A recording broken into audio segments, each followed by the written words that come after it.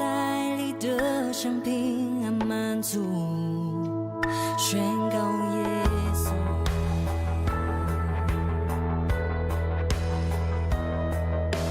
我只想要宣告救主耶稣，直到黑暗锁链都被破除，宣告盼望和自由充满这地，宣告耶稣。你名是能力，你名是医治，你是生命，摧毁那一类，光照进黑暗，眺望复兴。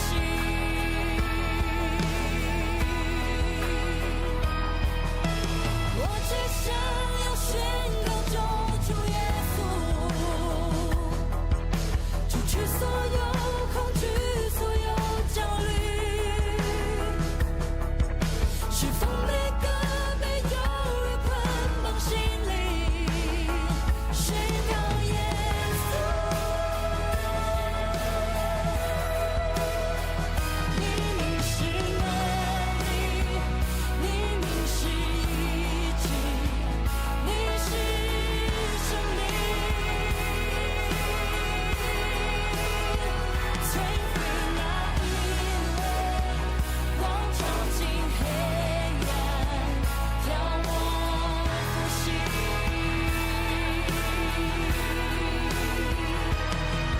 在高声呼喊耶稣，在街道中宣告，耶稣基督战胜一切黑暗与仇敌。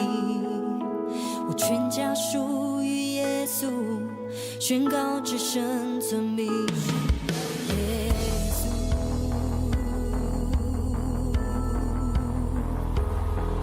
在高声呼喊耶稣，在街道中宣告，耶稣基督战胜一切黑暗与仇敌。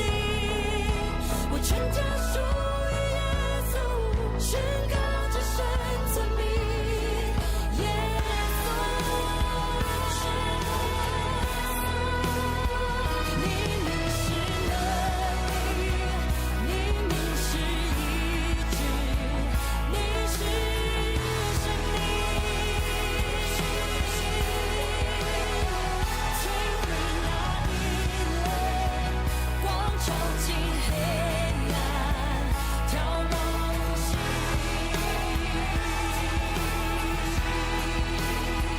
你名是能力，你名是医治，你是生命，摧毁那一类，光照进黑暗，眺望复兴。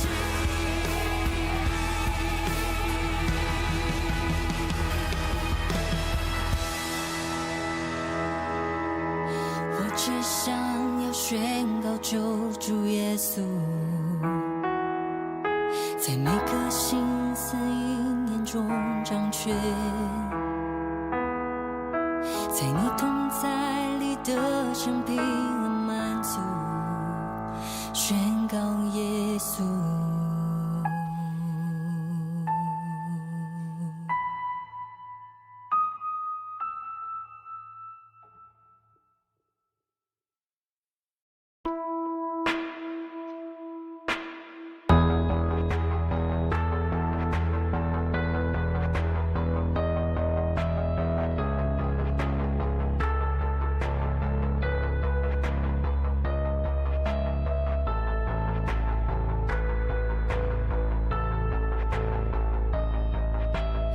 只想要宣告救主耶稣，在每个心思意念中掌权，在你同在里的生平安满足，宣告耶稣。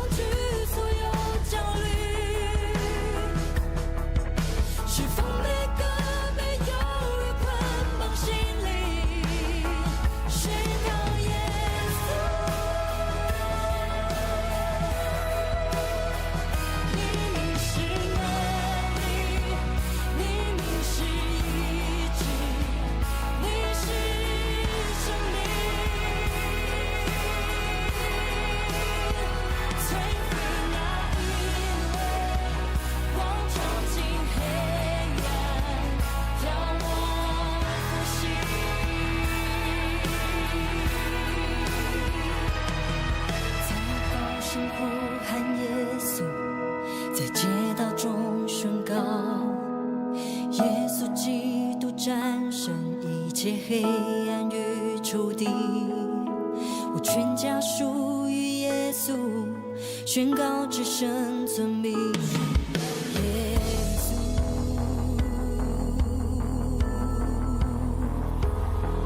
在高声呼喊耶稣，在街道中宣告，耶稣基督战胜一切黑暗与仇敌。我全家属于耶稣，宣告至圣尊名。耶稣，你名是能力，你名是医治，你是生命，摧毁那阴冷，光照进黑暗，眺望复兴。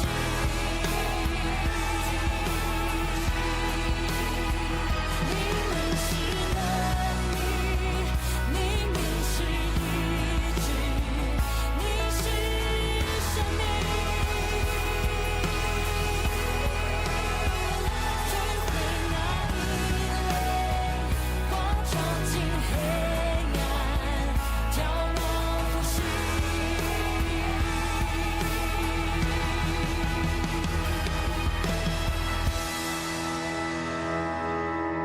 我只想要宣告救主耶稣，在每个心思意念中掌权，在你同在里的生平和满足，宣告耶稣。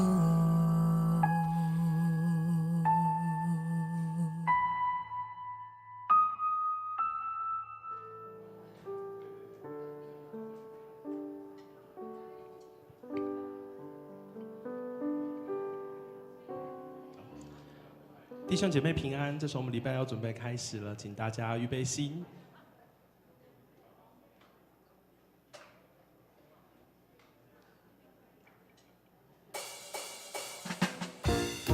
凡有气息的都要来赞美他，我们要一起来赞美耶和华。邀请弟兄姐妹站立，我们一起来领受上帝丰盛的恩典与祝福。我的盼望，我的盼望就在耶稣基督里，在你里面满有平安，生命泉源就在耶稣基督里，有主在我里面活着。我宣告在我里面的，比世上一切更有能力。我不属这世界，我高举耶稣的名。我宣告在我里面有活水涌流，满有能力。有耶稣在我里面活着，我勇敢站立。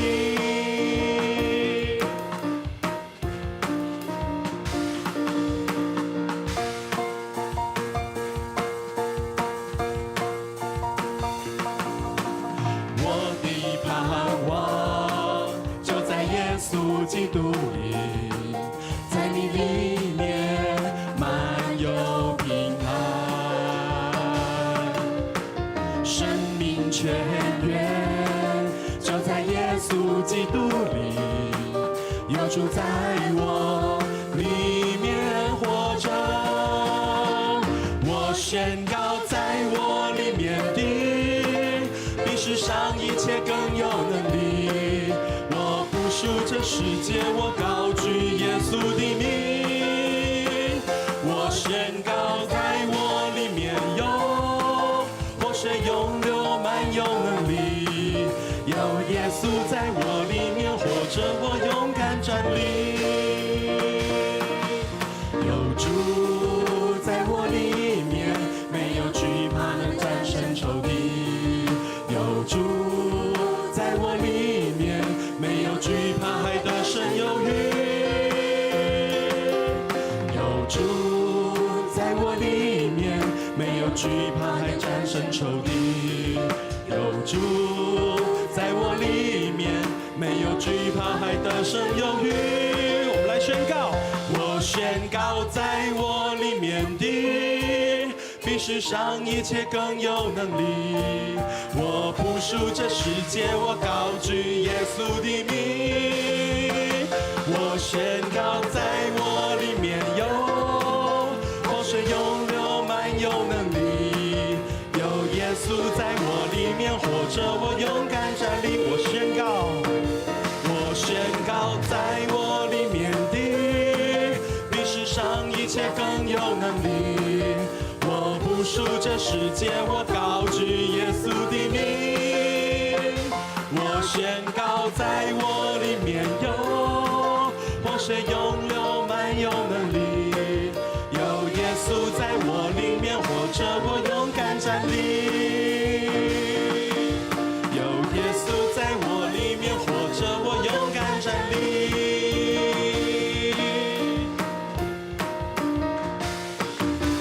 我们将荣耀归于阿们的天父上帝，哈利路亚。仍然邀请弟兄姐妹，我们一起站立敬拜。但如果你有需要的话，可以请坐。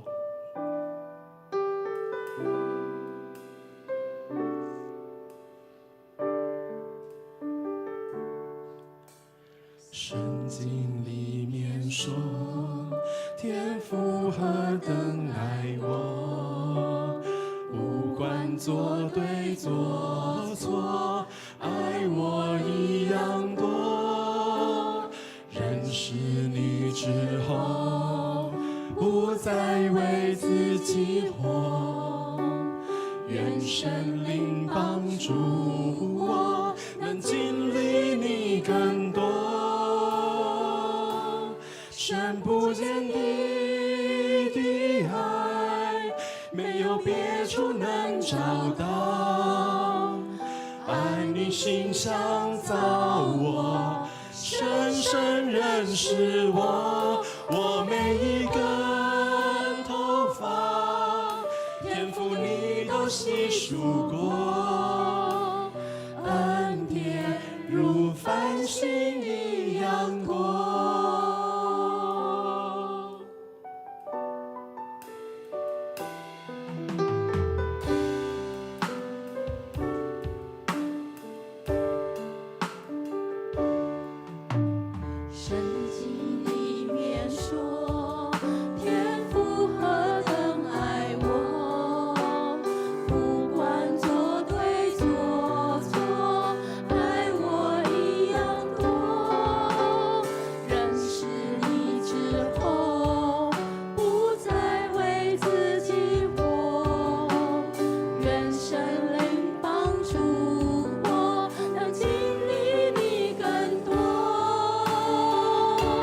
深不见底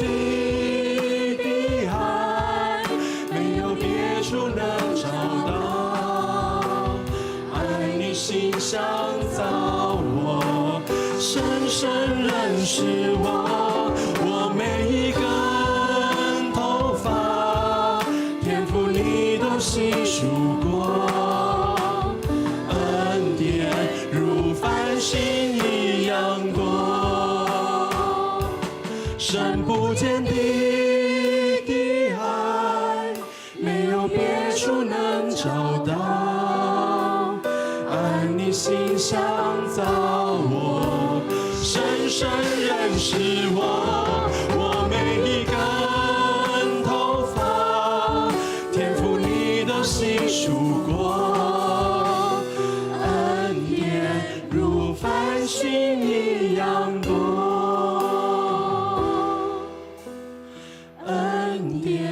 如繁星一样多。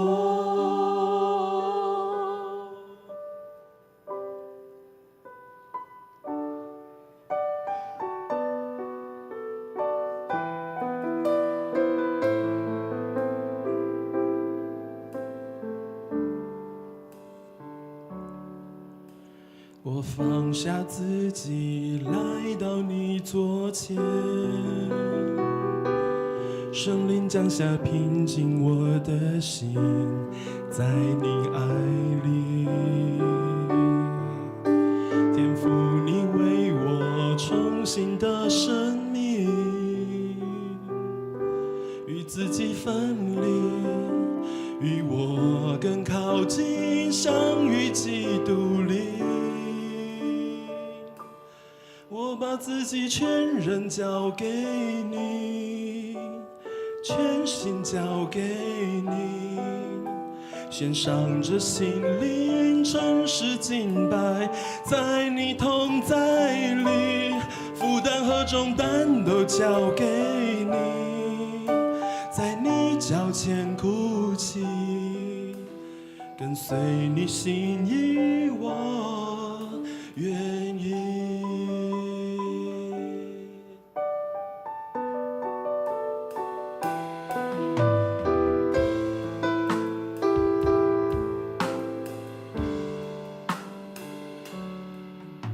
天父，你同在，使我灵安息，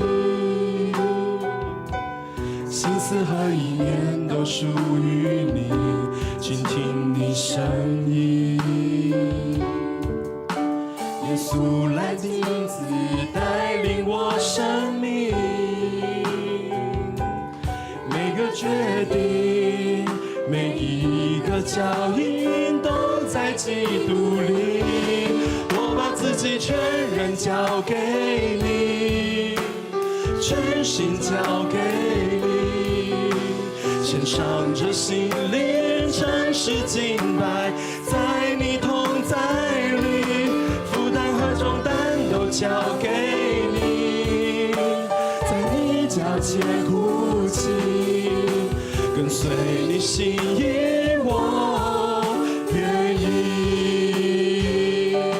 我把自己全人交给你，全心交给你，献上这心灵，诚实敬拜，在你同在里，负担和重担都交给你，在你脚前哭泣，你的话语是我生命。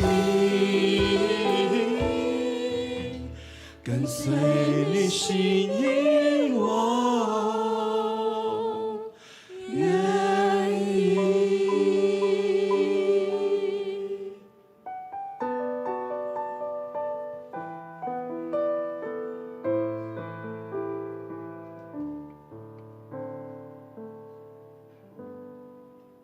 爱我们的父神，孩子献上感谢，谢谢你为我们每一个人都有一颗重新被神所建造的一个心意，让我们今天一早我们就领受了神你的祝福，让我们预备好我们自己，来到你的宝座面前，来敬拜你，来荣耀你，来赞美你。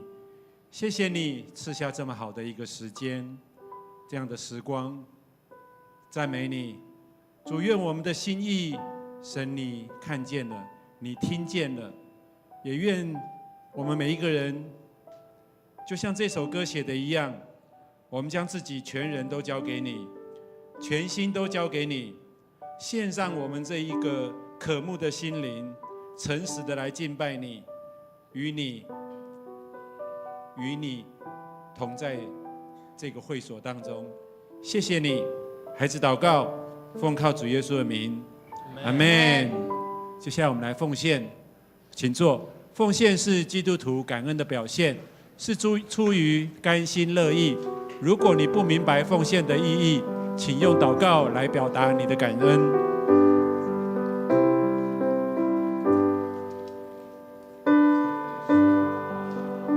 感恩的心归给至圣全能神，因他赐下独生子主耶稣基督，献上感恩的心归给至圣全能神，因他赐下独生子主耶稣基督，请起立。如今软弱这一个高墙，凭着这一程富足主已成就了大事。如今软弱者已得刚强，贫穷者已成富足，都因为主已成就了大事。感恩，感恩，感恩，感恩，感恩。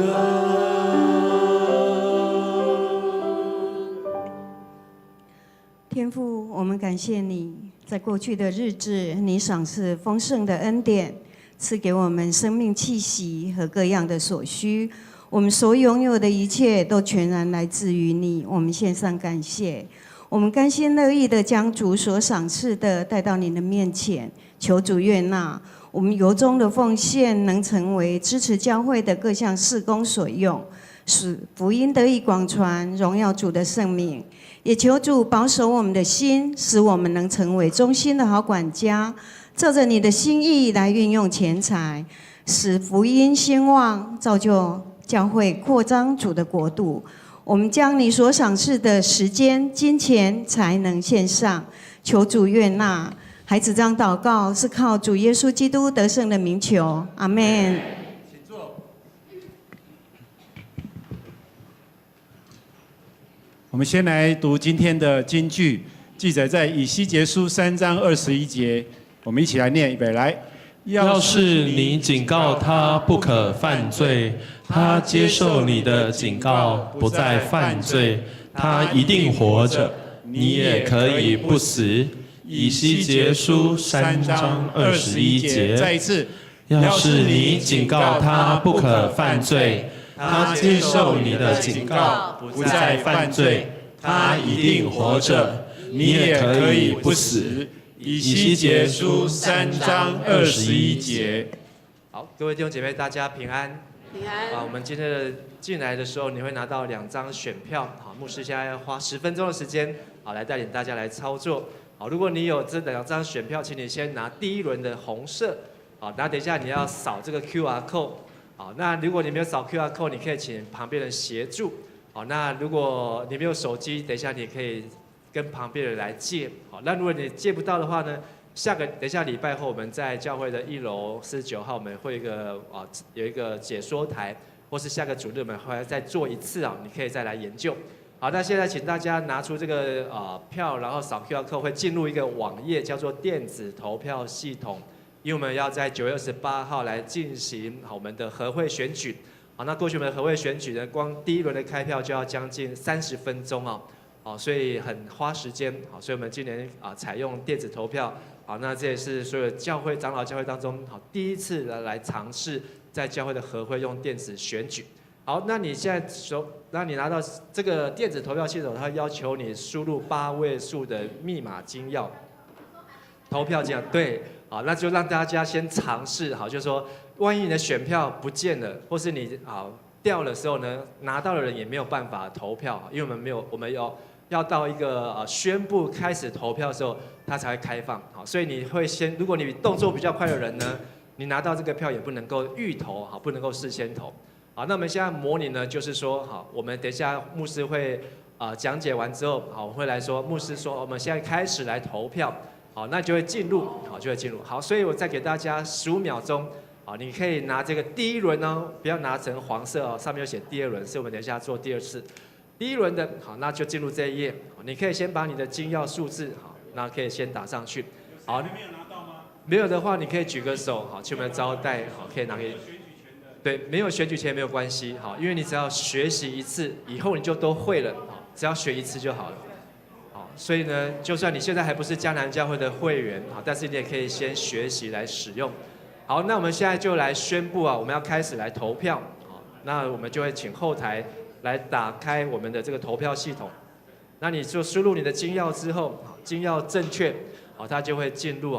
好，那因为我们是在建筑物里面，好，大家用你自己的讯号，或是用你手机的讯号，所以大概会等个几秒钟。那我们现在就会有一个第一轮的选举6选3，有没有看到？ 6选3，好，那里面会有6个人名：亚伯拉罕、约伯、大卫、以利亚、摩西、但以理。好，那3格1格选1个人。好，那如果你已经会操作的人，你就可以协助你旁边的人，好，告诉他怎么样操作。红曼姐有吗？你没有选票是不是？好，不然你可以静豪可以帮忙看一下有没有需要帮忙的。好，可能我们这一场的大家都比较年轻哦。对，我们这个当作是一个游戏。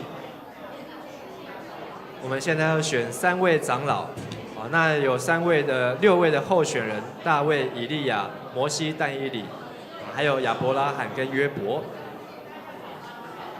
那你确认之后呢，它会有一个确认投票，那你没有办法好选重复的。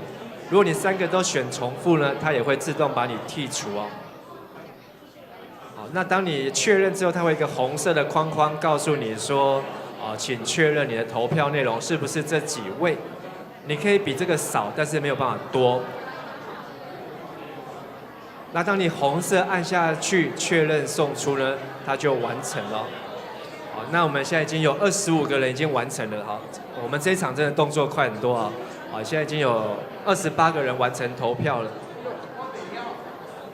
那当你投完之后，这一张好按红色之后，这一张就没有用了，这一张就没有用了。那别人捡到也没有办法用，好，不然你可以自己再试试看。好，这个选票就结束了，好，就完成。好，现在已经有35位完成。好，那我们再等1分钟的时间，再给大家1分钟的时间哦。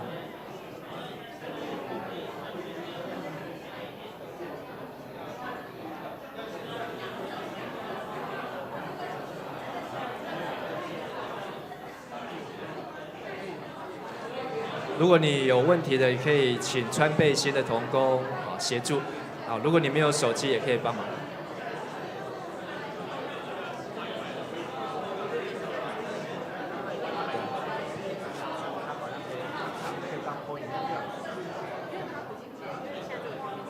所以跑到那边去。好，我们在30秒的时间，我们现在已经收到了49张的选票。那我们等一下来看看到底这6位谁会当选迦南教会的长老呢？好，那我们从开始投票到现在只有2分58秒。好，2分58秒，我们已经收到52张的票了。好，最后10秒钟。好，等一下，如果这一轮你没有投到呢，没关系，我们还有第2轮的时间。好，你可以等一下第2轮再来试试看。好，那万一今天你还是学不会，等一下礼拜后我们在49号1楼，好，也会有一个教学。好，你可以到49号的1楼，好，来询问好相关的问题。好，那我们就要来停止投票喽。好，我们现在呢总共收到的是58。好，那我们这时候就停止投票。好，所以你现在按确认送出的话呢，好，它也不会再进来了，因为我们现在是模拟啊，选举当天呢不会这么快，好，只是让大家知道。好，那我们这时候OK， 好，59，OK 的，那我们就把后台要关闭。好，那我们现在就要来看我们的选举的结果哈。过去我们在这一段时间就要花最多的时间哈，因为我们还要算票，然后还要再验票，还在唱票，还在计票，还在分类。所以呢，带敬拜人这时候就要唱大概5首歌这样子。好，那我们来看我们的开票结果。好，我们恭喜呢亚伯拉罕最高票得到了48票，我们给他恭喜他过半当选。大卫得到了46票，他也过半来当选。第3高是谁？约伯有没有过半？因为刚才收了59张，好，所以没有过半，所以我们要怎么样？第2轮的选举，好，所以我们接下来模拟一个，好，我们就是2选1，好，2选1，我们现在只要选1位嘛，好，那我们就来模拟一个2选1啊，好，那我们请我们的后台张玉主任来帮我们先来设定，好，那现在因为还没有开始开放，但是你可以一样先扫 QR code， 或是你可以回到同样的网页哦。黄色，我们现在要来进行第2轮的选举。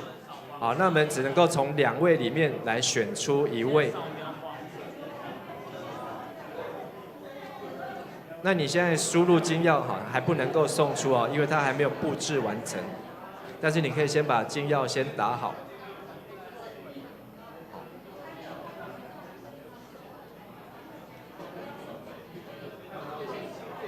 主任好了吗 ？OK， 好，那我们这时候就要来开始来开放投票。好，那你就可以输入你的金钥就可以进去了。哎，没有，还没有开放。主任好像还没有开放哦。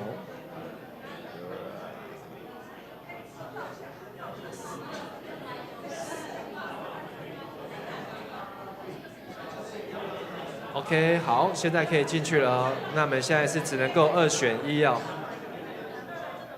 哎，哦，对不起，哦，主任是帮我们设定4选2了。好，那我们就4选2，现在是4个选2个。好，上一场是4选2。好，那就从这4位啊，4选2，4选2。好，如果你是重复的话呢，他也不会让你投票。好，现在已经有12个完成了，收到你的选票。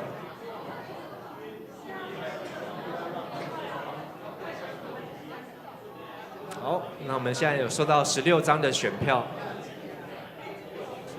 如果你今天没有带手机，下个礼拜可以带你的手机。好，那如果在选举当天你真的也没有手机，我们会准备平板跟电脑，好，会有一区，好是请人家，好，你可以在那边来现场来投啊。好，那我们再给大家1分钟。现在我们有26张的选票已经收到。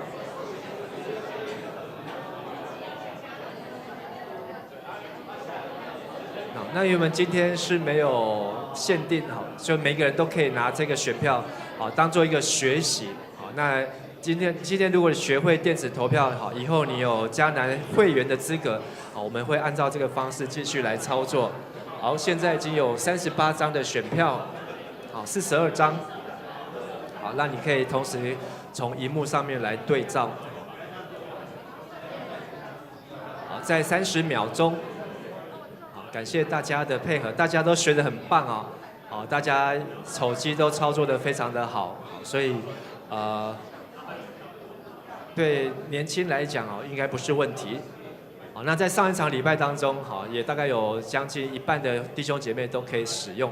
好，那我们下礼拜会来做一个13选8的一个模拟。好，今天是6选3，好，下个礼拜我们会做13选8。好，最后10秒钟，好，目前收到的是57张。好，我们现在第2轮开放到现在是2分33秒。好，一样，我们现在是到了59张的选票，好，跟刚才一样。好，那牧师就会宣布，好，我们现在停止投票。好，宣布停止投票之后呢，后面就锁住了。好，那我们现在是收到60张。好，那我们不用唱歌，我们就直接来看好开票的结果了。好，第2轮的选举的结果呢，第1高票的是约伯，好，第2高票的是以利亚，有没有过半？2个都有过半，好，所以就这2位来当选。好，我们拍手恭喜约伯跟以利亚来当选。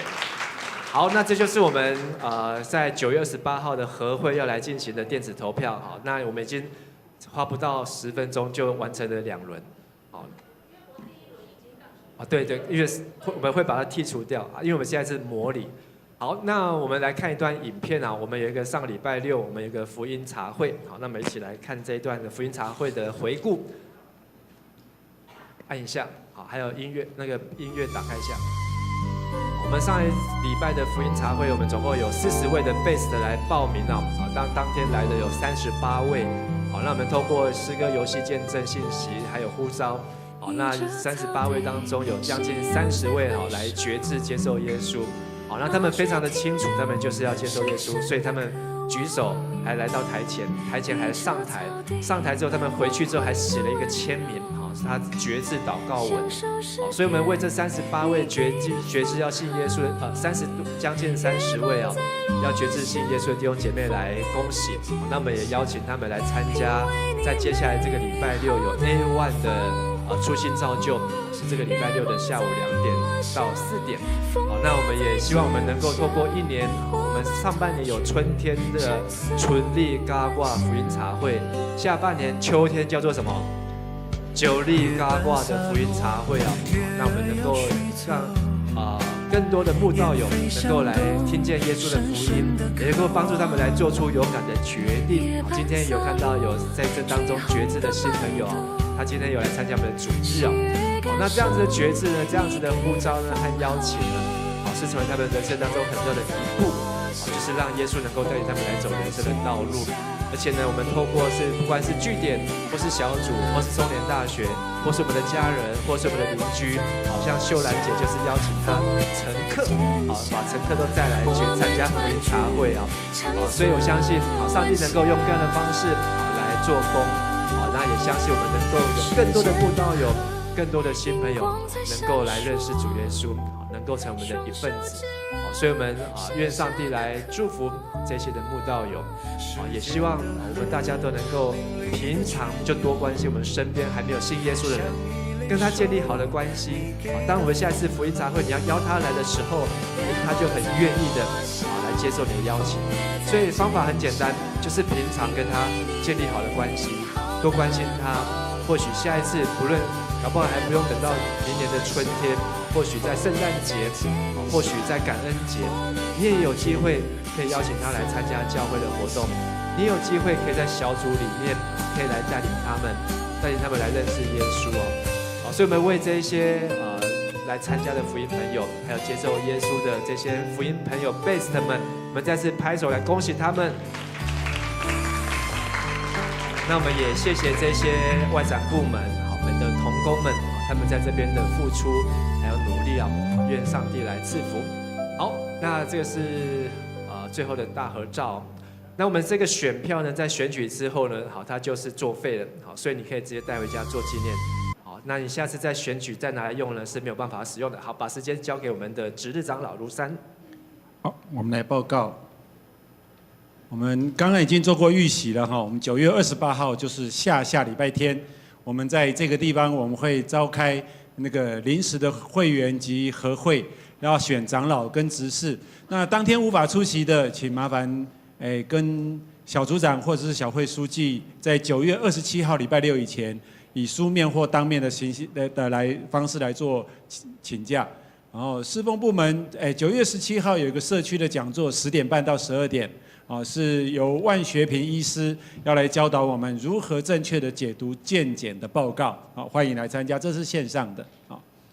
然后再来就是 A1 的课程，我们刚刚有很多的这些的福音朋友，如果你有带你的福音朋友来，你可以赶快邀请他来报名参加这个 A1 的基要真理的课程，在9月20号礼拜6的下午2点到4点。在隔壁49号的401教室要来开这个课程，那他上完这个课很重要，他就可以接续在11月份来参加受洗哦，所以这是一连串的，那赶快鼓励你的朋友来参加哦。好，再来就是当天也有 A2 的长大课程，你已经上完 A1 课程的，你也可以来参加这个 A2 的长大成熟，它是在早上的时间。9点半到11点半，然后在401教室。要报名的方式很简单，如果是我们的会友，你有加入我们的 LINE 的官方网站的话，你就只要在我们的官方的账号上面打上报名，它就会跑出来了。你就可以开始填写，最后送出，你就有正式报名。A2 的长大成熟课程。牧师，如果 A1 的课程要代替报名，也可以用这个方式吗？可以哈。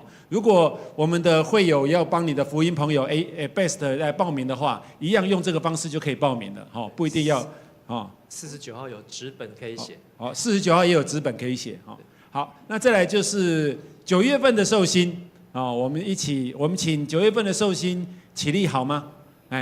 我们请我们有教会，要往前，要来前面嘛来麻烦你们移驾到前面来，到前面来，我们会有一个小小的礼物要送给你。最重要是牧师要为你们做祝福的祷告，来往9月份的寿星来，请往前面。9月份的寿星，请往前面。这么多。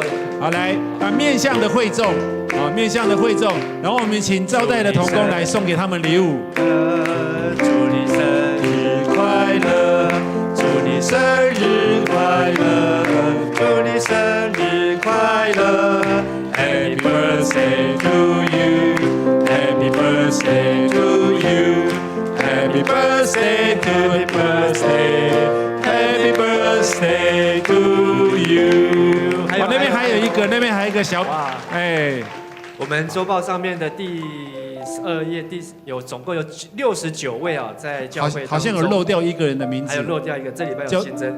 哎，好，那我们为这69位，还有我们台前有10几位啊，的这些9月份的寿星们，为他们来恭喜。好，那我们也要牧师来为他们来做祝福的祷告。好，我们一起来祷告。亲爱的天父上帝，我们谢谢你啊！我们今天有这么多在这个月生日的兄姐啊，他们来到台前啊，要领受上帝的赐福。感谢上帝，你把他们带到世界，带到我们的身边，也成我们的家人，成我们的弟兄和姐妹。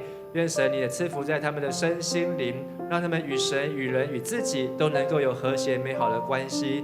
主啊，特别祝福他们在这一年当中，他们能够经历上帝的恩典平安，也让他们知道主你爱他们，你要与他们同在，保守他们手所做的以及他们脚所到之处，都有上帝的赐福恩典满满。我们在这里献上我们的感谢，也献上我们的祝福，都是奉靠主耶稣基督的名求。阿门！再次拍掌来恭喜他们生日快乐，生日快乐！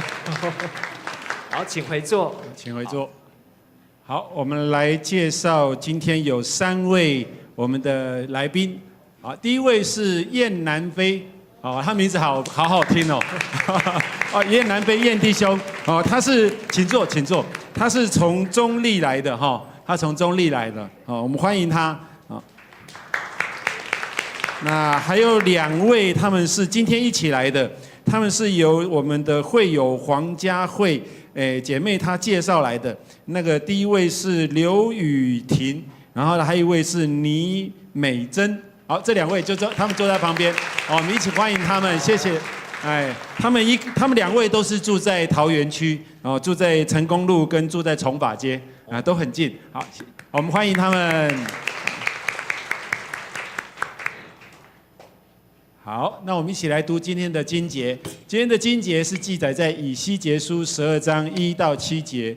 好，我们一起来念。好，有7节而已，我们一起来念一遍。来，上主对我说话，他说：“必朽的人啊，你是住在悖逆的人中，他们有眼睛却看不见，有耳朵却听不到，因为他们都是悖逆的人。所以必朽的人啊，你要准备流亡时所需要的包袱，在天黑以前出发。你要在众目睽睽下离开，逃到另一个地方。或者那些悖逆的人会注意到你的行动。你要趁着白天捆好逃难时需要的包袱，好让他们看见你所做的。到了黄昏，你要在他们的注视下离家，像要流亡一样。当他们还在注视的时候，你要在你家的墙上挖一个洞，从那洞把包袱拿出来。你要在他们的眼前把包袱背在肩上，蒙着眼睛走出去。你所表演的就是我要给以色列人的警告。第7节，来，对不起，我照着上主告诉我的做了。那天我捆好了逃难时需用的包袱，一到黄昏，我用手在墙上挖了一个洞，然后在众目睽睽下背上包袱离开了。好，我们今天我们要邀请我们的教会的陈柏志牧师，他为我们来讲道。他今天的题目是急难救生包。他今天很特别哈，他这里这些经节最后是说众目睽睽下背上背负离开了，可是牧师是众目睽睽下背上了背负上台了。好，所以你就知道为什么牧师要背着这个啊。好，那在过去2个礼拜当中呢，我们台湾大家都过得好吗？好，有没有人过得不好？应该还好。好，就算你觉得再怎么样不好呢，你等一下看一下接下来2则的新闻呢，这是上个礼拜天，俄罗斯的对乌克兰发动了800架的无人机去炸了基辅啊，连基辅的政府大楼都被轰炸。那这也是在这个礼拜当中，礼拜二所发生的，以色列去轰炸这个卡达的首都杜哈，因为他们确定那边有哈马斯的首领躲在那里，6个人里面呢，他们炸了5个人啊。对很多地方来讲呢，有很多的战争或是灾难来发生。那我们的国家都一直有一个日子叫做国家防灾日，有没有听过？你知道是几月几号吗？不晓得哈，上面有个日期，9月1号到10月31号，大家要不要猜猜看是哪一天？921，好，这个反应很快，没有错，921就是我们的国家防灾日啊。从哪一年开始呢？从921的隔年就开始，已经过多久了？25年啊，今年就是第25年，因为1999、921，2000年开始就有国家防灾日啊。好，那国家防灾日呢？国家这25年来就是要让大家有防灾的意识，所以呢，他把过去的经验不断的浓缩成3句话：1、2、3。蓝色叫做趴下，橘色叫做掩护，红色叫做稳住。趴下、掩护、稳住。好，大家来口述一次：趴下、掩护、稳住。所以这是国家防灾日的这20几年来的经验。好，就是在灾难来的时候呢，你要记住，第一个趴下，第二个掩护，第3个稳住。好，然后呢，他就会开始让你会有接下来的教育啊。那在国家防灾日呢，好，其实还办了抽奖活动，我也去参加了。第1名呢可以参加抽到是任天堂的 Switch 2哦，有没有想要？不想要抽到再记得给我。还有扫地机器人，还有空气这个洗碗机，还有气炸锅。那就是你在网络上打国家防灾日，就会连到内政部的网页。内政部的网页呢，就有一个防灾知识模拟考。你只要考通过呢，10题里面对7题，你就可以有抽奖的资格。好，所以很简单，内政部的消防署。那他还把全国参加的桃园是有多少的人，台东有多少人，通通都在上面。但是呢，是增进我们防灾的观念。而我们需要有一个紧急的避难包。在日本呢，他们是从小就教育要这个避难包。在避难包里面呢，要装什么呢？就是重点就是万一灾难发生，你只有一个东西可以拿，就拿这个就好了。灾难发生的时候，你那时候说拿我的存折，我要拿我的印章，我要拿我的手机，可能最后你只有时间够拿手机。可是如果你有一个灾难避难包，紧急救生包，你就这一包拿着，你就可以跑出去了。甚至里面呢，准备的更好的人呢，连鞋子都在里面，鞋子都在里面，因为有时候你在睡觉的时候被穿鞋子睡觉，不会啊，万一这个地震，而且我们现在都住在都市，住在大楼，万一这个房子垮了倒了。你有没有穿鞋子？你知道有这一包，它就可以至少让你维持3天，72个小时，72小时，人家要来救你，黄金的救难时间，你可以在那里面，包括你可以怎么样来准备。所以这个救生包重不重要？可以让你在有这一包当中呢，你头脑都不用想，就拿了就走，然后你就有72小时当中，你至少可以不用再担心我要吃什么，我要喝什么，我要做什么。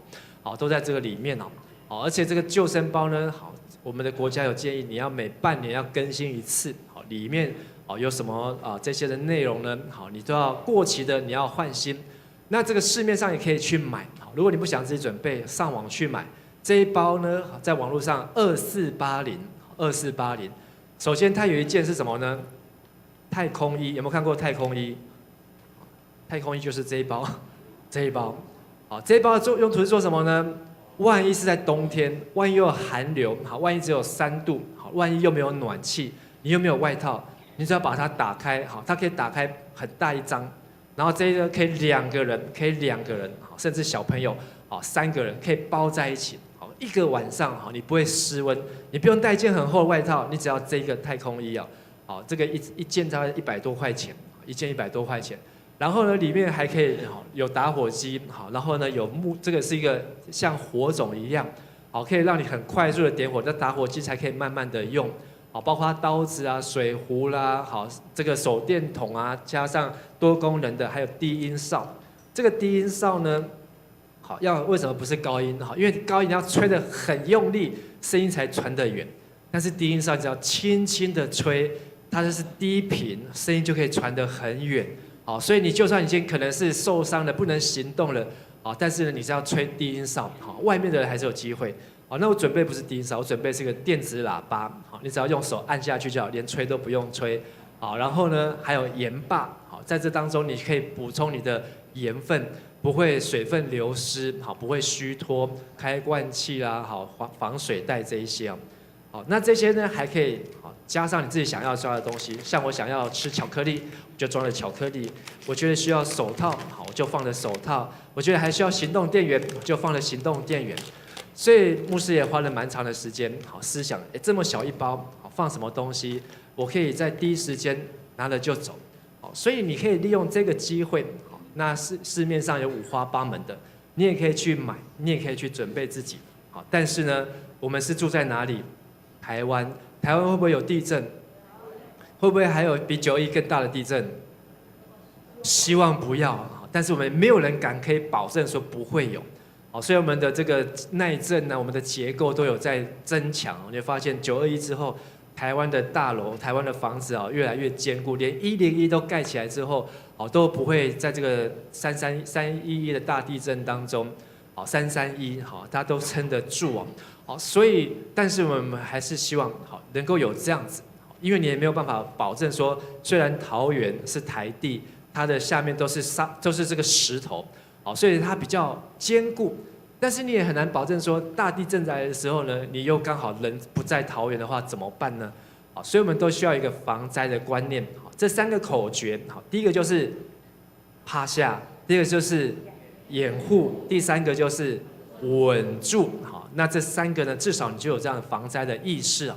我们在过去9月读完撒母耳记上下，我们进入了以西结书，今天先知以西结。读这卷书呢，真的是很伤脑筋，因为它是一个看得懂又看不懂的书。你有没有一本书是看得懂又看不懂的？有，英文书哦，英文 ABCD 都看得懂，可是把它写在一起我就看不懂。或是我的数学课本，数学1、2、3、4都会啊，可是把它变成加上文字题目之后，字都看得懂，可是呢，它到底在讲什么就不懂了。以西结书就是让你读起来这种感觉，明明他在讲的都是国字，好，都是我听得懂，为什么他在说的画面我都没有办法去想象呢？因为3章5节，上帝就告诉以西结，你奉差遣不是往那说话深奥、言语难懂的民那里去，是往哪里去呢？往以色列民去。你虽然已经被掳到巴比伦来，你不用去学巴比伦的话，你也不是去跟巴比伦来传讲信息。以西结的工作是继续用他的母语跟他的这个本族的人一起被掳到巴比伦的以色列人来传讲信息，而这信息是什么呢？这信息就是上帝的荣耀离开了，上帝的荣耀离开，上帝要来审判这些在耶路撒冷的百姓，因为耶路撒冷的罪孽越积越深，越积越重，以至于上帝虽然盖了他的殿，他们想说我们这里有上帝的殿，我们这里有约柜，我们这里有圣神的祭司，上帝不可能来毁灭这个地方。但是说上帝他要毁灭，但是毁灭之前，上帝的荣耀要离开。所以先知以西结他不能够用说的，他必须要用演的。好，像我们读到了12章，我们今天读到第9章，他是不能够说，可是呢，他必须要用更多的行动来引起大家的注意。当大家注意的时候，大家才真的愿意停下来，好好去思想到底在说什么。有4件事情是先知以西结那个时代当中的以色列人，他们的犯的过错，也希望我们在这个时代当中要能够警惕。第一个就是他们眼睛看不到，耳朵听不见，他们不是真的眼瞎，不是真的耳聋，他们是有眼有耳朵，可是看不到听不见。我们一起来读以西结书的12章第2节，请。必朽的人啊，你是住在悖逆的人中，他们有眼睛却看不见，有耳朵却听不到，因为他们都是悖逆的人。眼睛就是明明好知道这是圣经，可是呢，却看了又再看，看了又还在看，还是看不见上帝的话，明明有听到讲道，明明有听到先知在说，可是呢，却没有听到心里面去，所以成为悖逆的人。明明先知就已经告诉他们，可是呢，上帝只好用行动去。所以这就是先知以西结他的急难求生包。他的急难求生包呢，在2000多年前，背起来可能是一个包袱他可能还要准备他的锅碗瓢盆他可能还要没有像我们现在有这么多的简易的设备，他可能还要带一把镰刀他可能还真的要带一个很多逃难的器具但是呢，当他在演的时候呢，有没有人跟他一样准备？他演的可能几天，可能演了几个月，有可能演了几年。但是这个事情呢，在以西结开始演了之后的第5年就发生了。所以主前586年，尼布甲尼撒王攻进了耶路撒冷，穿破城墙的时候呢，真的那个西底家王就是挖了墙逃出去，而所有那些被掳的以色列人呢，他们就是一样，每个人身上都要一包了。本来没有准备的，现在怎么样？都得要准备，因为他们要被带到远方去。他们明明有眼睛可以看，明明有耳朵可以听，明明有时间，他们可以去来思想、警醒，做一些改变。可是呢，当以西结在众目睽睽，或是他们亲眼看见，他们却视而不见，却盲目不愿意听的时候呢，他们就真的一个一个的被掳到了巴比伦去。而这当中的代表呢，是他们的王，叫做西底家。西底家呢，他就是最后的一个王。这个王呢，有先知以西结写信来警告他，还有先知耶利米就在耶路撒冷口头的派人的好几次的去警告西底家，但是西底家把他收到的信书卷，他是一张一张的割掉，然后丢在旁边的火炉来烧。最后呢，他就是被攻破的时候逃出去呢，却被巴比伦带到巴比伦王的面前。巴比伦王把他的所有的儿子都杀了之后，又当场把西底家的2个眼珠子挖了出来。所以他是真正的变成没有眼睛的人，本来有眼睛看不到，到真的变成盲人看不见，而且还被上了手链脚链，被带到巴比伦去成为俘虏。悖逆的人就是当上帝在说的时候，他却没有去听，却没有去思想，以至于上帝的刑罚就临到他。所以跟你旁边说，我们有眼睛要注意看，有耳朵要注意听。我们有眼睛要注意看，有耳朵要注意听。所以你要好好的看圣经，不要想说以西结书这么难这么长，算了，直接跳过。每天早上牧师在带我们读以西结书，读台语的听不懂，算了，跳过。当我们有机会的时候，这都是上帝要告诉每一个世代要警醒，要注意上帝的话。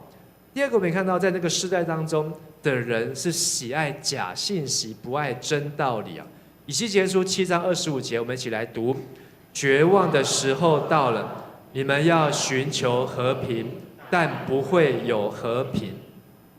每一个人都不想要遇到台风，更不想要地震，我们都不想要有战争，也不想要有什么800台无人机突然哪一个晚上、哪一个早上、哪个半夜就这样飞过来。你也不希望只要眼睛一看到就一道像烟火，以为是烟火，以为是人造卫星，就是飞弹，就是那个铁穹，飞弹就飞出去了。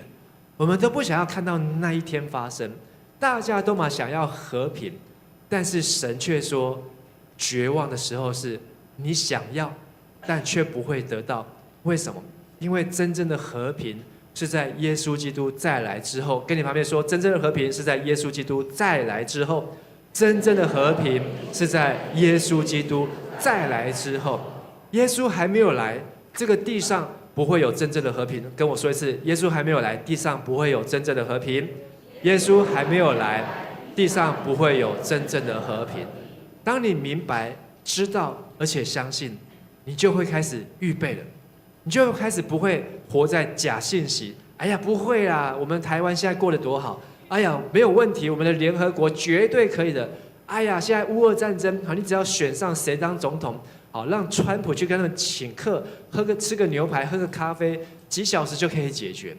没有，当耶稣还没有来，这个地上是不会有真正的和平。你知道吗？好，阿尔卑斯山下，好，有一个叫幸福国家叫不丹，不丹的旁边有一个叫做尼泊尔。尼泊尔呢，他们是一个很和平的国家，很和平的一个民族。可是呢，2个礼拜前，他们发生什么暴动、政变？尼泊尔的总理不到48个小时就被换掉。发生什么事情？你有看到这个新闻吗？很多人有看到啊，有很多人没有看到。因为尼泊尔呢，他们想要建设，他们听说中国呢可以带他们过好生活，所以他们就上了“一带一路”的车。中国呢，派工程师，中国呢借钱给尼泊尔，然后帮助他们发展建设。结果这建设呢来得太快，金额又非常的庞大。可是呢，尼泊尔发现，真正赚到钱的都是中国的商家，都是中国的华人。当时他们早就已经一条龙都已经安排好了，建设公司也是中国开的，这个人力中介也是中国开的，那要什么这个原料也是中国进口来的，等于呢他们还跟中国欠了一屁股的债啊。所以发现说，他们的高官呢，口袋塞得满满，因为中国他们都是这样去打通关系。结果他们就在他们的社群媒体上面说啊，我们的政府在贪污，我们的政府手脚不干净，我们的官员怎么样怎么样怎么样怎么样。结果呢，尼泊尔的政府就怎么样下令什么？9月5号，不久前，所有的就这个礼拜当中上个礼拜，26个社群媒体包括脸书啦，包括除了反正就是除了抖音之外，其他通通关掉。其他通通不准用，哇！尼泊尔本来个性很好，他们很能够很温和的，这时候大家都怎样失控了，大家都怒了，拳头都硬了，他们就包围总统府，他们就开始去包围总统的官邸好，所以这个照片呢就是总统府放火烧，甚至连前总统夫人都被烧死了，这个是在新闻当中，不到48个小时。尼泊尔的总理呢，坐着直升机跑掉了，然后呢，他们就改选一个法官，年轻的法官，这个法官呢还是个网红做临时的总理临时的总理，你会发现这个世界上有很多的真真假假的讯息，如果你没有去分辨呢，这个什么抖音说抖音一响，然后呢，后面那句话，大家都有听过，年轻人呢。在这个抖音当中，哇，这个父母亲谋财这个北部把他从小养到大，他只相信抖音他也不相信爸爸妈妈，真的会这样？因为假讯息已经根深蒂固在他们的心中所以原来先知祭司长老，他们应该要说真话，他们应该要去警告，世界上会有战争，国家陷入在危机，如果人民不按。人若无照起讲，上帝就无什么无照教纪天就无照教纪连这个春夏秋冬都会乱掉然后如果人呢不好好的来，没有守本分的时候，叫天理天理天就无照教纪所以呢，君王领袖人民你要安分守己，就是要在那个位置上面。可是我们看到很多的国家想要快速，想要西归挖大饼，想要去靠着中国，还以为“一带一路”很棒。但是我们看到很多，包括斯里兰卡，包括在南美洲，包括很多在这个中亚，还甚至非洲，上了这个“一带一路”的车呢，没有几个有好消息的。第3个，我们看到的是在当时的以色列人当中。明明知道山有虎，偏向虎山行以西结书3章17节，我们一起来读：必朽的人我派你做以色列国的守望者，你要把我亲自向你说的话警告他们。守望者英文叫做 watchman， 守望者晚上要怎么样？他要警醒啊，但是他怎么可能24小时不睡觉？他不可能还是要睡觉啊。但是他睡觉的时候呢，绝对不是做礼拜的时候在睡觉。他睡觉的时候，他一定要比人家早睡，而且他要睡得有品质。他比人家早一点起来，他比人家早一点警醒。当大家真的在昏昏沉沉睡觉的时候呢，他却可以在那边守望。有没有敌人入侵？有没有红媒入侵？有没有这些的渗透到我们当中的异端？然后渗入在教会当中，他要警醒。你有没有看过这个人？你知道他叫什么名字吗？知道的举手一下，不到10个人。好，谢谢。他呢叫做 Charlie Kirk， 查理·科克。好，如果你到今天还不认识这个人，好，你新闻真的看得太少了。好，这个人呢，好，他在这几天当中，好，短短的3天，他本来就已经是美国的一个网红，他的脸书啦，他的抖音啊，他的 IG 啊，好，300多万人追踪。还有一个500多万人追踪，他已经是一个很出名的网红啊。但是现在他变成全世界的网红，因为不是他越来越红，而是因为他死掉了。他死掉了，他只有31岁哦。在他18岁要读大学的那一年呢，他决定，他大学没有办法来供应他，因为他在大学的时候，他高中的时候他就非常关心政治，他发现美国呢越来越右，越来越偏右，就是越来越偏向自由。美国呢越来越不左，就是越来没有这个基要的主义，对于他们对于信仰上面的这种坚定呢，都没有了。所以美国越年轻的一份子呢，他们甚至不是只有同性恋、双性恋，甚至连他的性别都不能别人帮他决定。我说我是男，我就是男；我说我是女，我就是女。你不能够决定我的性别。我要结婚，我就会结婚；我不结婚，你也不能够强迫我结婚。我要生，我不要生，这都是我自己的自由。他看重自己的自由，比全世界、比全美国、比其他的人都还要大。这就是我的自由，所以我有言论自由，我有枪支自由，好，我有各样的自由，好，没有人能够限制我。所以让美国的下一代充满了这样子的仇恨。充满了这样子极端的思想，以至于呢，这个 Kirk 他想到说，他呢一定要训练他自己。他是一个非常的敬虔，他的圣经比牧师还要熟悉。他跟人家辩论为什么美国是一个基督教的国家，他不是用金句，他是用经文。他把利未记、把生命记，通通都搬出来，跟美国的宪法、美国的大宪章来做对照。让美国人跟他辩论的人都哑口无言，甚至他想到呢，就是他要到大学里面，所以他有一个目的，他今年有一个目标，他设立一个机构，这个机构就是要到美国100间的大学现场跟大学生辩论，他已经办了很多场，这辩论从简单的 NBA 球员，谁是 NBA 最伟大的球星，到底是 Michael Jordan。还是这个詹皇，James 这个什么 James，LeBron James，这样很清楚的辩论，他就在一个一个跟他辩论，到这个国家的政策、能源政策，或是同志的议题啊，或是美国对于这个伊拉克啊，对于这个以色列的议题，每一个都可以来辩论。可是呢，在他这100场的辩论的第一场也就是3天前，在犹他州。他就要讲一个人家提问，他有3000个美国大学生。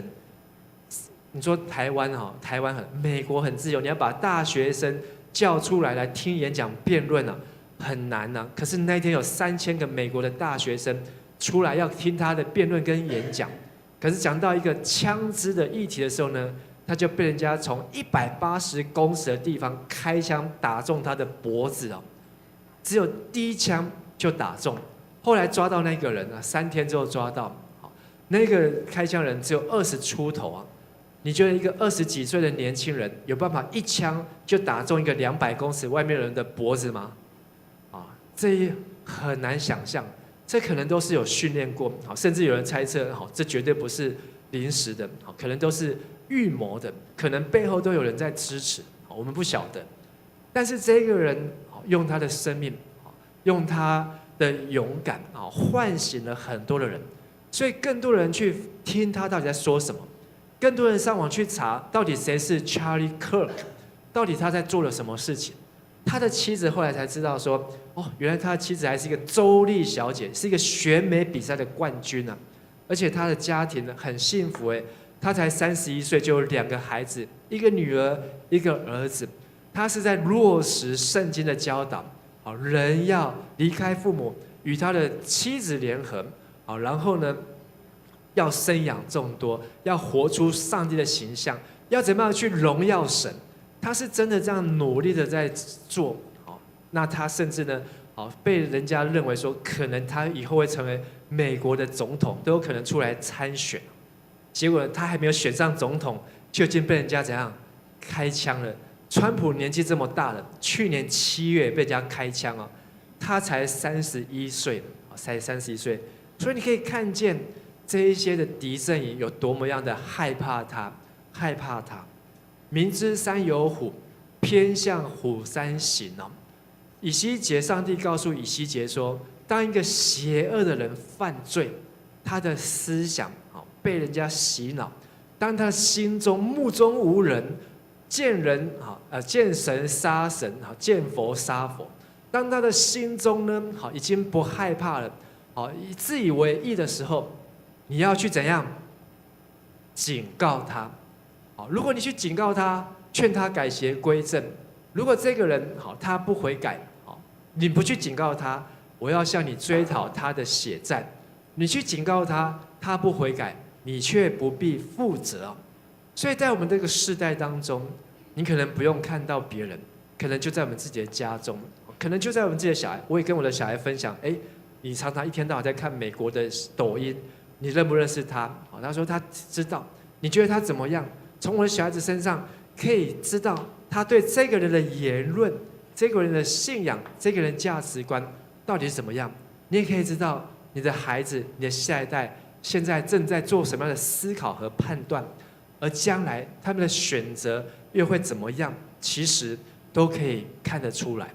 而圣经最重要的是，你有没有回到圣经？有没有回到上帝？还是有其他的可以来取代神呢？最后以色列人他们就在小恶上不停止，大祸就临头啊！我们一起来读以西结书的3章20节，请。要是好人离开正路，开始作恶，我要使他遭受危险。要是你不警告他，他一定会死。他要因自己的罪而死。我不纪念他做过的好事，而我要向你追究责任。今天如果你告诉年轻人，你要好好来做礼拜，你不可以不来做礼拜，他会不会听你的话？如果你告诉年轻人，你在做礼拜当中你要专心，不要一直滑手机，他会不会听你的话？你要告诉年轻人，做礼拜的时候你要奉献，你要准备奉献，你要把奉献1/10给上帝，他会不会听你的话？今天的年轻人不是像以前你跟他说他就会做。今天的年轻人不是你告诉他1，他就是1哦。今天你告诉他1，他还有其他的99，你可能要跟他说5次、10次，他可能才会听进去1次。所以为什么先知以西结要背这个东西？不是他不说，也不是上帝没有说，上帝早就说了。可是人的心还是自由的，他想要什么他就什么，他想要做什么他就去做。我管你怎么说，我管你怎么讲，这就是我们自己，这就是我们自以为是，这就是我们在上帝面前的态度。不要说在外面，不要说在学校，连在教会会不会这样子？今天牧师你在台上讲的，我不同意，下礼拜我就不来了。今天教会你不让我做这个，我要换一个教会了。这都是大家的什么自由？但是这种事情呢，只会越来越多。比如说不会啊，有的教会人很多啊，有的教会人越来越多，因为这个世代当中，有的教会可能必须要改变圣经，改变圣经的话、先知的话，讲一些人喜欢听的话。上帝要祝福你，你会越来越瘦，你会越来越帅，你会越来越赚钱，你的股票会越来越多，而且你会越来越和平，我们的国家会越来越安定，我们的总统会一个比一个更好。用这样更多的话，让你觉得哇，听起来很舒服；让这样更多的话，让你觉得哇，很棒，明天充满了希望。可是他不会告诉你，会有地震，会有台风，会有战争。圣经里面写的，耶稣所说的这些事情，他不会去讲，因为讲了之后怎样，就没有人要来，因为没有人喜欢听凶恶的话。但是你不警告他，上帝说我要向你追究责任。这是从上个月底到这个月才发生的事情。另外一个国家，从开始到现在已经讲了第5个国家，都在2个礼拜当中发生。印尼的大规模示威发生什么事情呢？他们在抗议他们的国会，抗议他们的立法委员自肥。他们有租屋津贴，换算台币1个月可以拿到快9万块，9万多块。可是呢，印尼人呢，他们有2800万人的人口呢，都在贫穷线底下。结果国会委员呢，一次就一口气给自己调薪，加了1个月加了9万多块。印尼人很生气啊！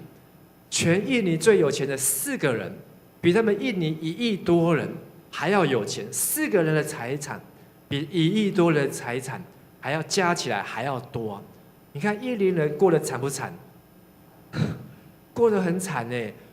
印尼还不只是这样哦，印尼是全亚洲贫富最不均的国家。那40%的民众呢，1个月的薪水多少？上面有数字，754块。搞不好你这一包里面放的钱，都还比这个还多。可是印尼人一样要一个月工作30天，才能够赚到754块，还要缴税，还要缴房租，还要去缴电话费，剩下多少钱可以用呢？印尼人最低工资是1万块。可是呢，最低工资你可以领到1万块，已经是6成、5成以上的人，搞不好是3、4成的人才有办法领到。4成的人，薪水只有700多块，而且印尼人必须要去帮人家打零工，没有保险，也没有退休金。印尼的妇女有600万，必须要到海外做看护、做女佣。你们家有没有？现在台湾最多的看护都是哪一国？都是印尼啊！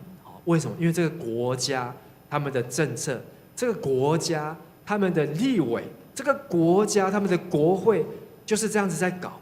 他们就是喜欢扒着中国，他们就是喜欢扒着这些的建设，然后呢，假装要建设，钱都往自己的口袋里面去。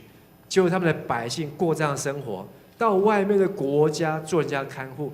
你们家的印佣，你们家的看护，虽然1个月可以领到2、3万块，回去印尼哇很好，可是他们的整个国家是过得更凄惨。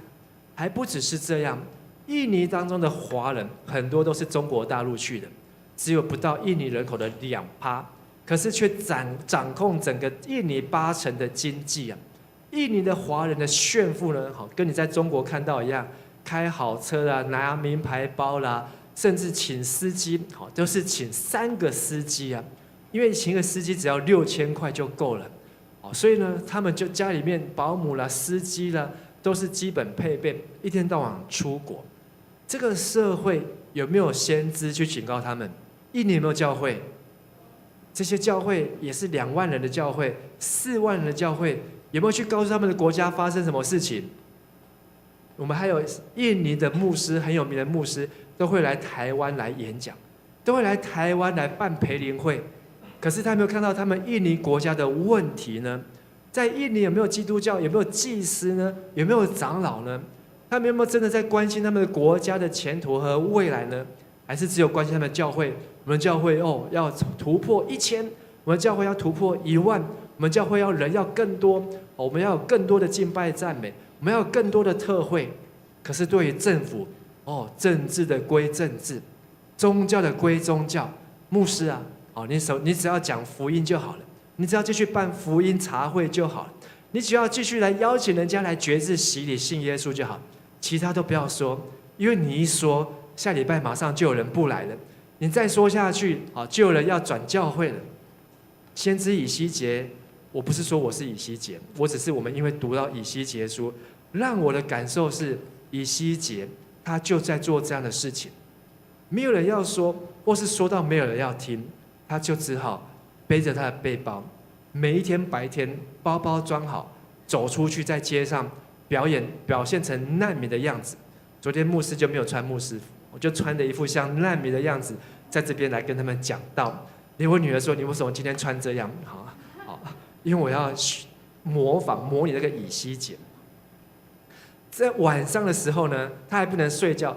晚上呢，以西结还要挖他家的墙壁啊，把他家用徒手挖，把他家墙壁挖破一个洞，然后呢，从那洞里面把包包拿出去，说你们要逃难的时候，那一天就像这样，5年后就发生了。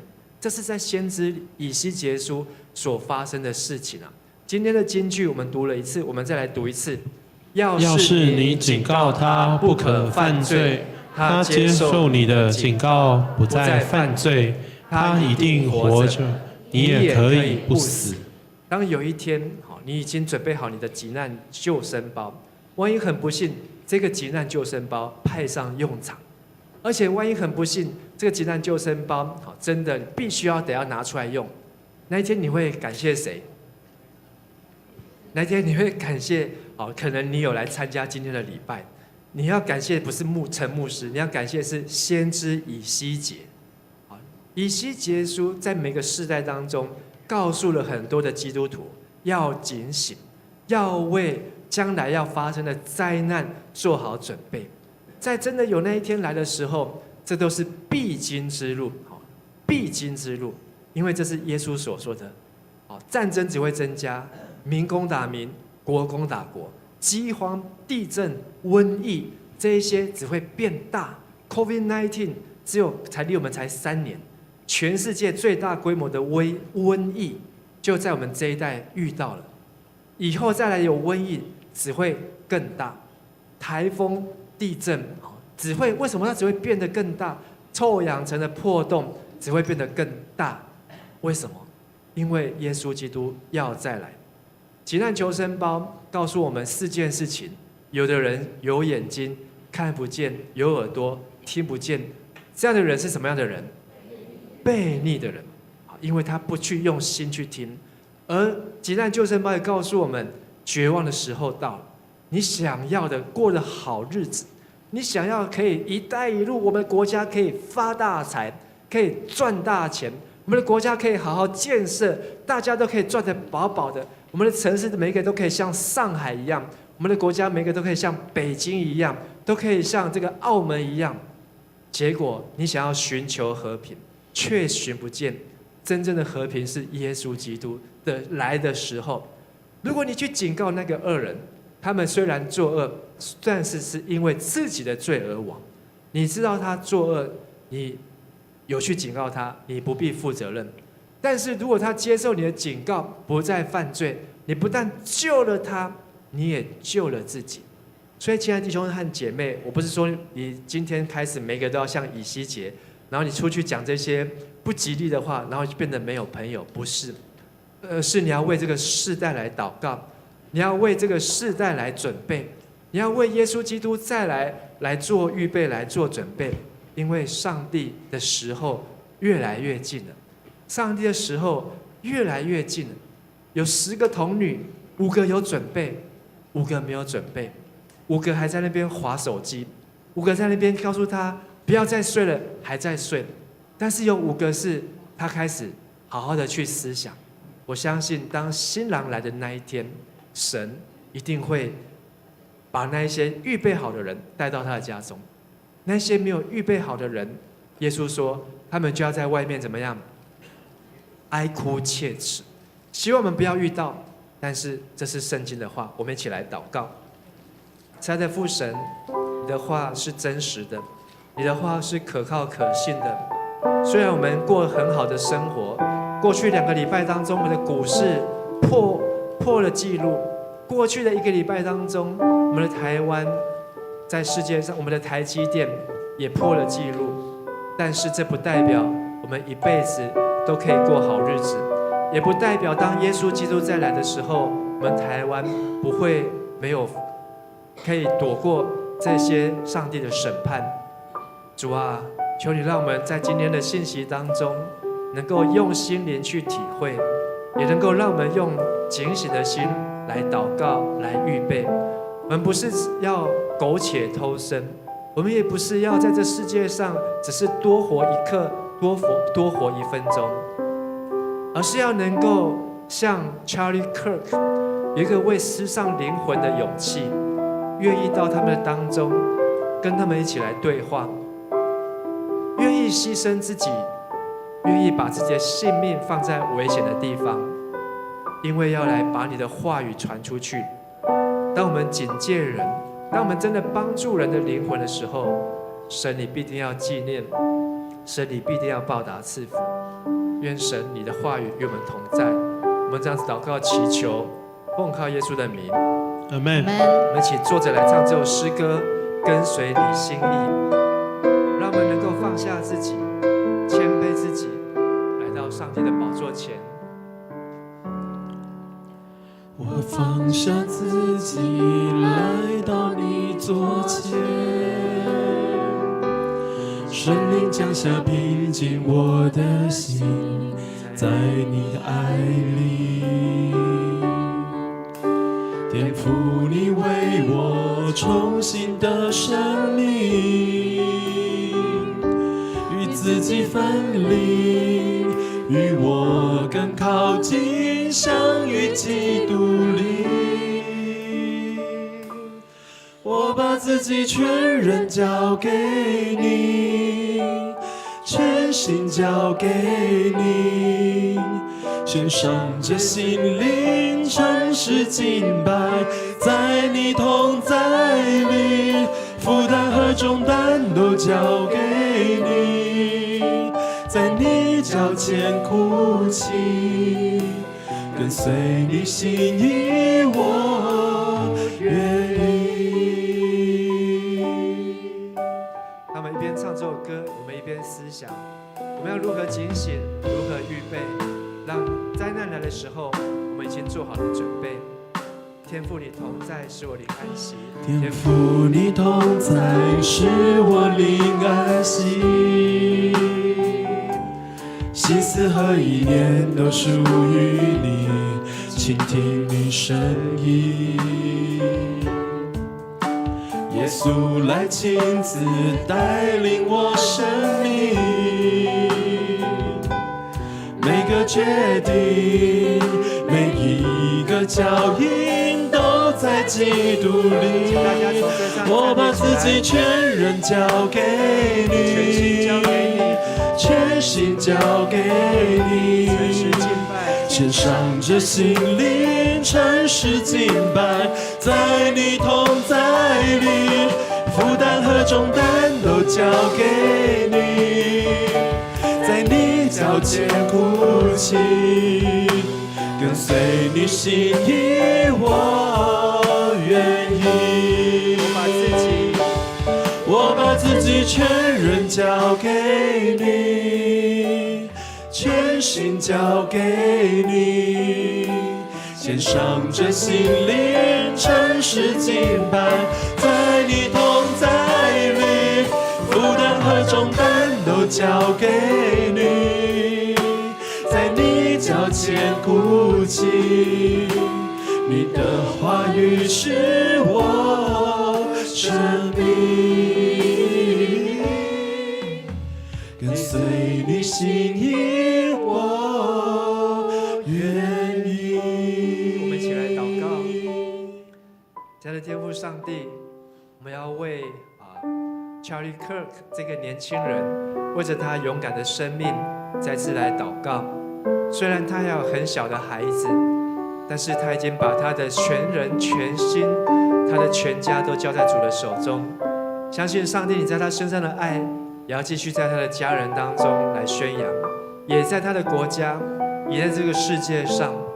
Charlie Kirk 也曾经为台湾来发声，也曾经为台湾来祷告。主啊，愿我们每一个人的心都能够回转向你，愿你的话语真的能够吸引到我们，让让我们知道这个世界上的罪恶，我们不能够像鸵鸟一样把头埋在沙土里面。当罪人犯罪的时候，求你给我们智慧，求你给我们勇气，求你给我们有爱心，说诚实话，能够帮助他们回转向你。特别是在我们的下一代年轻人，当他们崇尚自由，当他们践踏别人而不再以为义的时候，主啊，让我们有智慧，能够做他们的好朋友，能够用温柔的心，能够带领他们来认识真理。主啊，求你祝福我们的世界，祝福我们的国家，无论在印尼所发生的事情，在尼泊尔所发生的事情，在哈马所发生的事情，或是在乌克兰所发生的事情，主啊，都求你，我们相信这是你的计划，我们相信这是你的时间，我们相信这也是你要给世界上的警告，告诉我们，因为耶稣基督快要再来。求上帝你帮助，求上帝你带领，也让我们能够警醒预备，让我们能够成为聪明的童女，迎接耶稣基督的再来。愿我主耶稣基督的恩惠，天父上帝的慈爱，圣灵的帮助与同在，与你们众弟兄姐妹永远同在。不论你们的日子如何，你们的力量就如何；不论你们所遭遇的各样的困难，或是患难，或是灾难，在你心里面的那份平安，是没有人能够夺去的，是没有人能够夺去的。要从今天起，直到永永远远。阿门。那么拍掌，把荣耀归给耶稣，哈利路亚。在跟你旁边说，耶稣的平安要永远与你同在。耶稣的平安要与你同在。我们再次将自己献上，求主来带领。我把自己全人交给你，全心交给你，献上这心灵，诚实敬拜，在你同在里，负担和重担都交给你，在你脚前哭泣，跟随你心意，我愿意。